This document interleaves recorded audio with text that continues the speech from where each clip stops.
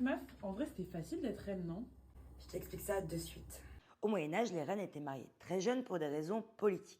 Isabelle de Hainaut, qui a vécu entre 1170 et 1190, est l'épouse de Philippe Auguste à seulement 10 ans. Si tu aimes l'histoire, n'hésite pas à t'abonner car je sors une vidéo par jour. Son rôle a porté en dot l'Artois à la couronne de France. À 19 ans seulement, elle meurt après plusieurs grossesses successives. À la Renaissance, le rôle de la reine reste central. Catherine de Médicis, qui a vécu entre 1519 et 1589, épouse Henri II en 1533. Elle devient régente à sa mort en 1559. Elle gouverne alors pour ses 3 fils, François II, Charles IX et Henri III. Accusée d'empoisonnement et responsable présumée des massacres de la Saint-Barthélemy en 1572, elle a pourtant tenu le pouvoir pendant près de 30 ans, dans un royaume ravagé par les guerres de religion. Sous l'Ancien Régime, le rôle d'une reine, c'est surtout de donner un héritier. Anne d'Autriche, qui a vécu entre 1601 et 1666, elle est l'épouse de Louis XIII et avant de donner naissance à Louis XIV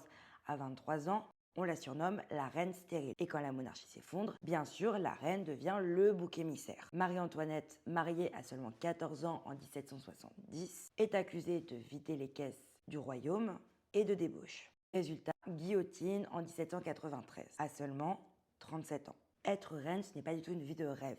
Ce qu'il faut comprendre, c'est que entre le XIIe et le XVIIIe siècle, c'est devoir survivre au mariage forcé, aux abus, à la maternité imposée, aux intrigues politiques et tout simplement parfois à la mort.